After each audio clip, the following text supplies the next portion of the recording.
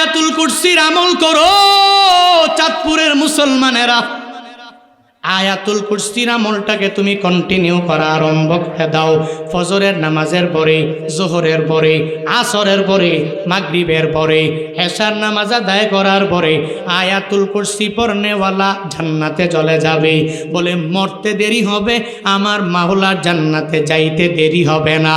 শুধু তাই না, নবীজি একদিন উবাই ইবনে কাব রাদিয়াল্লাহু তাআলা আনহুকে জিজ্ঞাসা করলেন, হে উবাই, তুমি আমাকে একটু জানায়া দাও না কালামুল্লাহ শরীফের মধ্যে সবচেয়ে দামি আয়াত কোনটা, গুরুত্বপূর্ণ এবং বড়? উবাই ইবনে কাব নবীজিকে বললেন, ও নবী আমার, কোরআনের মধ্যে সবচেয়ে গুরুত্বপূর্ণ এবং দামি আয়াত হলো আয়াতুল কুরসি। এই আয়াতুল কুরসি অনেক গুরুত্বপূর্ণ এবং বড় আয়াত। এই কথা বলার পরে নবী সমর্থন জানাইয়া উবাইয়ের জন্য দোয়া করে দিলেন, ও উবাই যাও যাও, আল্লাহ তোমার ইলমের মধ্যে অনেক পরিমাণ বরকত দিয়া দেখ। নবী উবাইয়ের জন্য দোয়া করলেন। এর মানে উবাই যে বললেন আয়াতুল কুরসি কোরআনের মধ্যে সবচেয়ে গুরুত্বপূর্ণ এবং দামি আয়াত, আবার বড় আয়াত, নবীজি তার কথার ব্যাপারে নিজেই সমর্থন জানায়া দিলেন।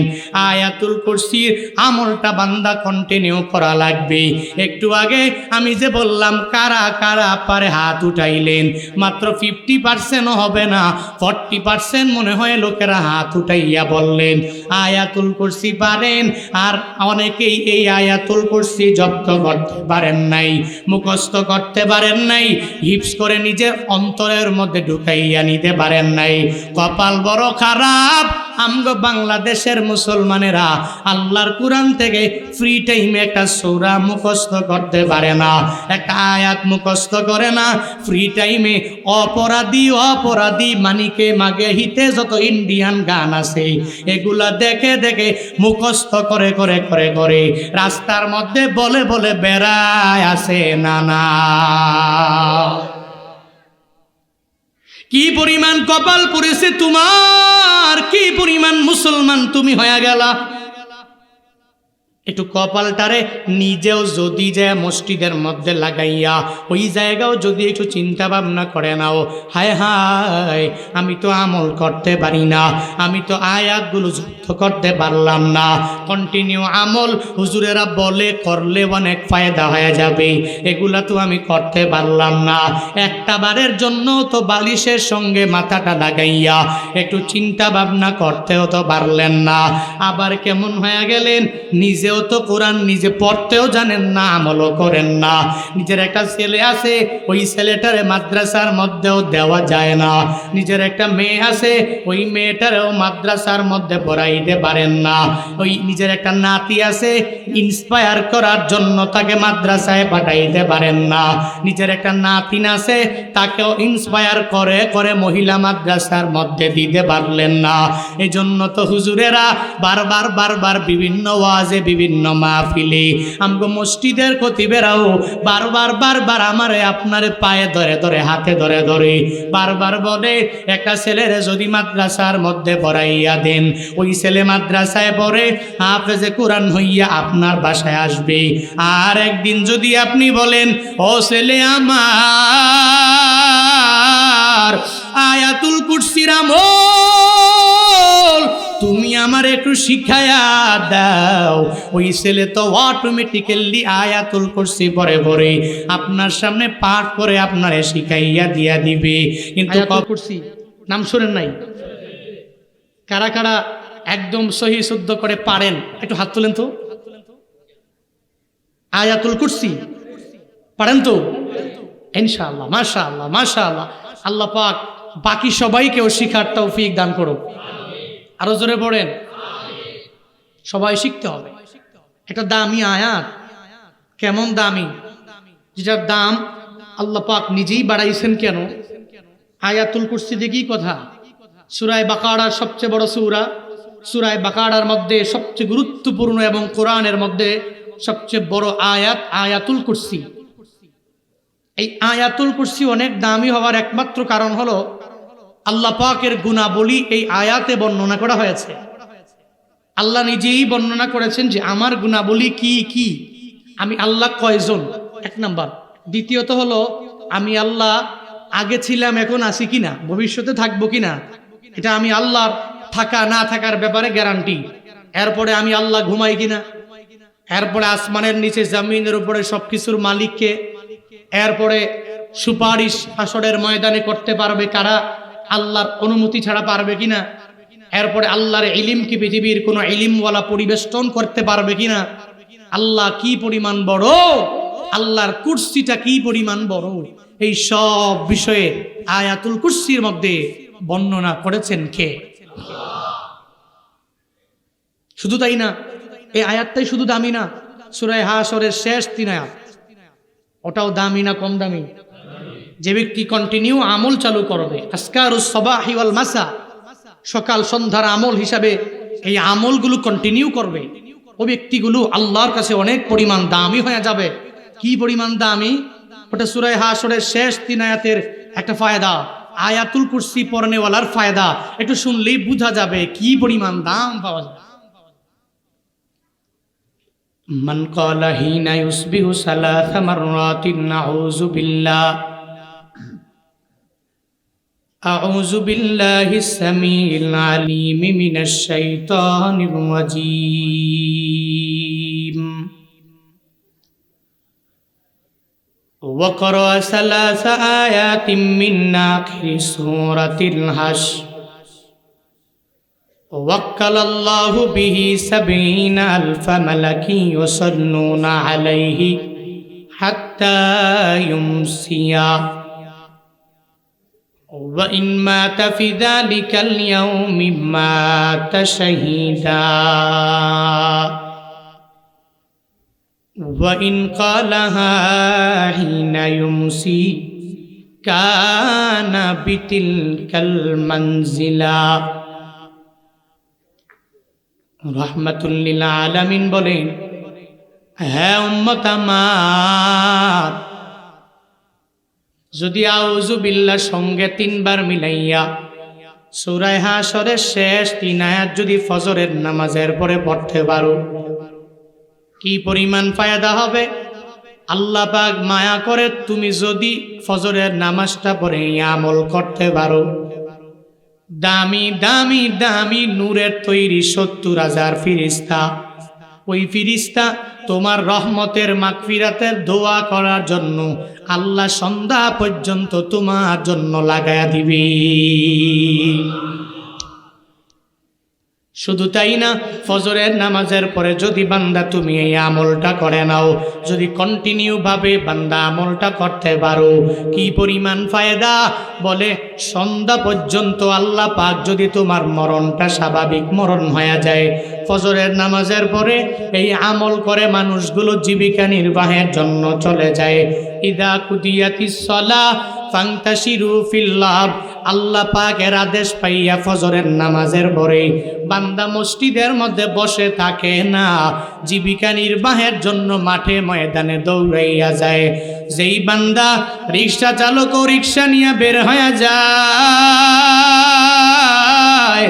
যেই বান্দা দোকানওয়ালা দোকান করার জন্য বের হয়ে যায়, যেই বান্দা দুনিয়াতে যেই যেই কাজ করে ওই কাজের জন্য ওই মসজিদ থেকে বের হয়ে চলে গেল, জীবিকা নির্বাহ করার জন্য বের হয়ে গেল, যাওয়ার পরে হঠাৎ করে সাডেনলি যদি মরণটা সামনে চলে আসে, হঠাৎ করে যদি পরেও বান্দার মরণ হয়ে যায়, ফজরের নামাজ পড়ে সূরা হাশরের শেষ 3 আয়াত যদি বান্দা পড়তে পারে, কি পরিমাণ ফায়দা হবে। বলে দিনের বেলা যদিও স্বাভাবিক মরণ হয়ে গেল, আল্লাহর দরবারে স্বাভাবিক মরণ বলে পরিগণিত হবে না, হবে না, হবে না। আল্লাহ পাক যেই দামি দামি শুহাদায়ে কেরামরা তাদের তাজা রক্তগুলো জমিনের মধ্যে বিলীন করে দিয়ে ইসলামটাকে কায়েম করার জন্য পাগল পারা হয়ে গেলেন, নিজেরা যুদ্ধের ময়দানে যাওয়ার জন্য বেকল হয়ে গেলেন। ওই হানজালার মতো দামি দামি শুহাদা যারা লিডারের জন্য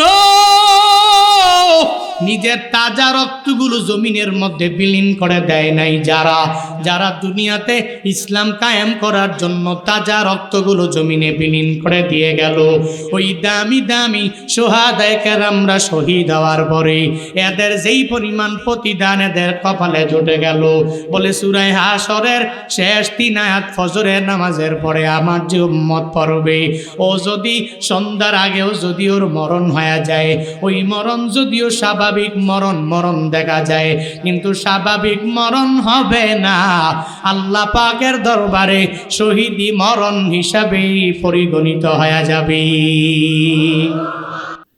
শুধু তাই না, বলে বান্দা ওয়া ইন ক্বালাহা হিনা ইউমসি কানা বিতিলকাল মানজিলা। রাহমাতুল লিল আলামিন বলেন, যদি সন্ধ্যার পরেও যদি একই রকম ভাবে পড়ে নাও, মাগরিবের নামাজের পর যদি এই আমলটাকে যদি কন্টিনিউ করে নিতে পারো, কি ফায়দা হবে? বলে আল্লাহ পাক ফজর পর্যন্ত 70,000 ফেরেশতা তোমার জন্য আল্লাহ নিযুক্ত করে দিবে। শুধু তাই না, এর পাশাপাশি আমার মালিক যদি সন্ধ্যাবেলাও যদি রাতের বেলাও যদি ঘুমের ঘরে মরণ হয়ে যায়, ওই মরণটা যদিও স্বাভাবিক, আল্লাহ শহীদি মরণ হিসাবেই পরিগণিত করে ফেলবে। সূরা হাশরের শেষ 3 আয়াতের দাম আল্লাহ কেন বাড়ালেন?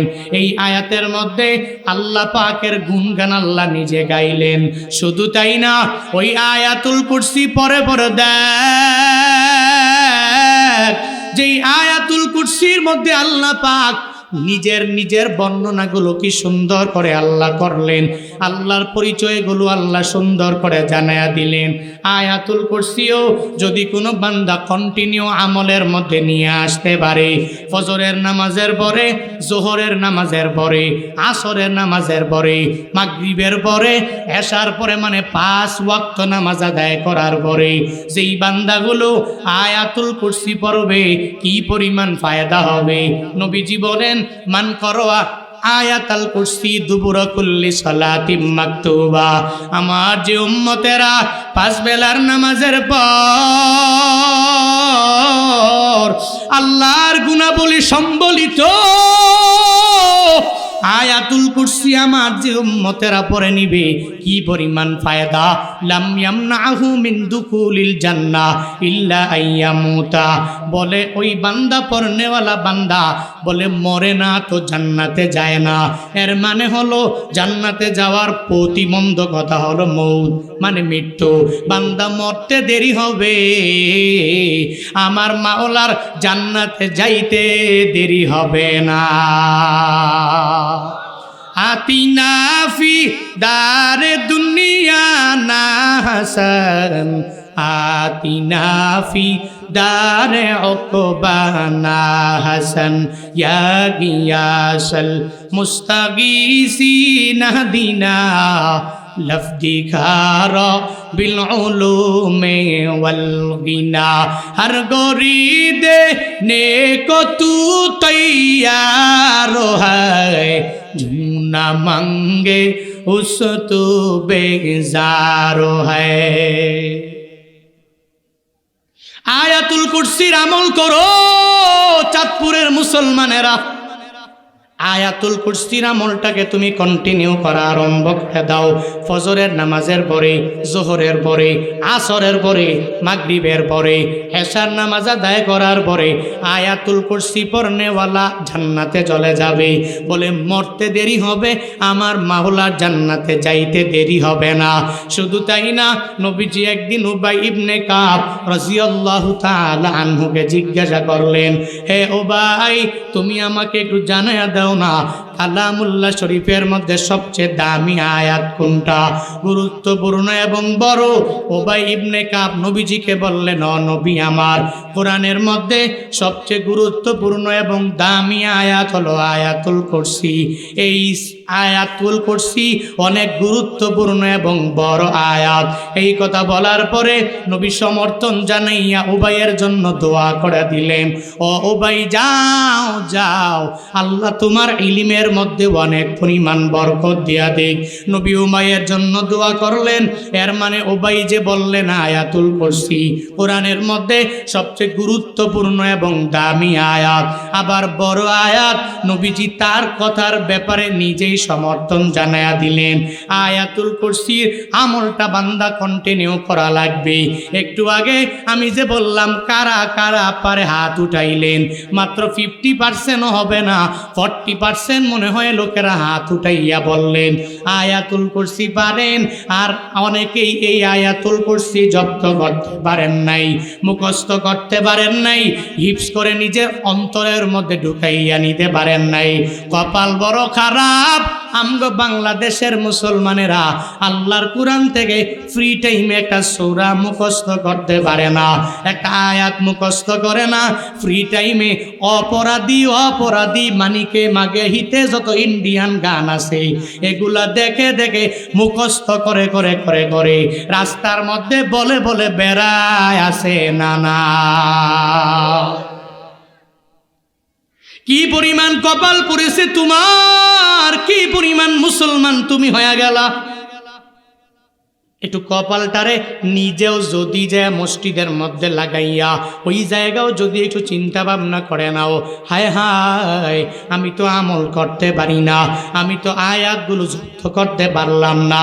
কন্টিনিউ আমল হুজুরেরা বলে করলে অনেক ফায়দা হয়ে যাবে, এগুলা তো আমি করতে পারলাম না। একটা বারের জন্য তো বালিশের সঙ্গে মাথাটা লাগাইয়া একটু চিন্তা ভাবনা করতেও তো পারলেন না। আবার কেমন হয়ে গেলেন, নিজেও তো কোরআন নিজে পড়তেও জানেন না, আমলও করেন না। নিজের একটা ছেলে আছে, ওই ছেলেটারে মাদ্রাসার মধ্যেও দেওয়া যায় না। নিজের একটা মেয়ে আছে, ওই মেয়েটারেও মাদ্রাসার মধ্যে পড়াইতে পারেন না। ওই নিজের একটা নাতি আছে, ইন্সপায়ার করার জন্য তাকে মাদ্রাসায় পাঠাইতে পারেন না। নিজের একটা নাতিন আছে, তাকেও ইন্সপায়ার করে করে মহিলা মাদ্রাসার মধ্যে দিতে পারলেন না। এই জন্য তো হুজুরেরা বারবার বারবার বিভিন্ন ওয়াজে বিভিন্ন মাহফিলে আমগো মসজিদের খতিবেরাও বারবার বারবার আমারে আপনারে পায়ে ধরে ধরে হাতে ধরে ধরে বারবার বলে একটা ছেলেরে যদি মাদ্রাসার মধ্যে পড়াইয়া দেন, ওই ছেলে মাদ্রাসায় পড়ে হাফেজে কোরআন হইয়া আপনার বাসায় আসবে। আর একদিন যদি আপনি বলেন ও ছেলে আমার আয়াতুল কুরসির আমল তুমি আমার একটু শিখায়া দাও, ওই ছেলে তো অটোমেটিক্যালি আয়াতুল কুরসি পরে পরে আপনার সামনে পাঠ করে আপনারে শিখাইয়া দিয়া দিবে। কিন্তু কপাল বড় খারাপ, ছেলেটারে মাদ্রাসার মধ্যে দিতে পারেন নাই। কারণ হলো এই ছেলে মাদ্রাসায় পরে বেতন কম পাবে, এই জন্য আপনি মাদ্রাসায় দেন নাই। সে জিন্দেগিতে বড় হয়ে যাবে, লাইফে কোনো বিজনেস করতে পারবে না, কিছু বুঝবে না। এই চিন্তা নিয়ে ছেলেটারে আর মেয়েটারে মাদ্রাসার মধ্যে দিতে পারেন নাই। আমি কসম করে বলি এই ছেলে যদিও আপনার দুনিয়ার লাইনে কোনো ফায়দা দিতে পারবে না, দুনিয়ার লাইনে এই ছেলে যদিও আপনার কোনো উপকার করতে পারবে না, আপনার ঋণের টাকাগুলো আপনার হাতের মধ্যে দিয়া বলতে পারবে না বাবা আমার তোমার ঋণের জন্য এত টাকা আমি তোমার হাতের মধ্যে দিয়া দিলাম, যাও যাও এই টাকা নিয়ে ঋণগ্রস্ত পরিবারটাকে একটু ঋণমুক্ত বানায়া দাও। যদিও পারবে না, কিন্তু যেদিন দুনিয়ায় থাকবা না মাকবারার সামনে গিয়া হাজির হয়ে যাবা, ওই জায়গার মধ্যে নিজের কোনো বন্ধু যাবে না, বান্ধবী যাবে না, তোমার বউটাও যাবে না, তোমার আশেপাশের আত্মীয় স্বজনেরাও কেউ যাবে না। কিন্তু যেই ছেলেটারে হাফেজে কোরআন বানাইয়া বানাইয়া বানাইয়া মাদ্রাসার মধ্যে পড়াইছো, ওই ছেলেটা যায় মাকবারার সামনে দাঁড়াইয়া তোমার আমার জন্য যেদিন দোয়া করবে ওদিনই বুঝবেন কোরআনওয়ালার কেমন দাম, ঠিক কিনা? ওদিন দেখবেন ছেলেটা হাফেজে কোরআন হইয়া ওই মাকবারার সামনে গিয়া দাঁড়াইয়া আপনার জন্য কি সুন্দর করে করে করে করে দোয়া করে, লাহানে জলিও করে না, লাহানে কফিও তার তিলাওয়াতের মধ্যে বিন্দু মাত্র নাই। মা বাবার জন্য চোখের পানি ফালায়া ফালায়া কান্না করবে, এরা এমন।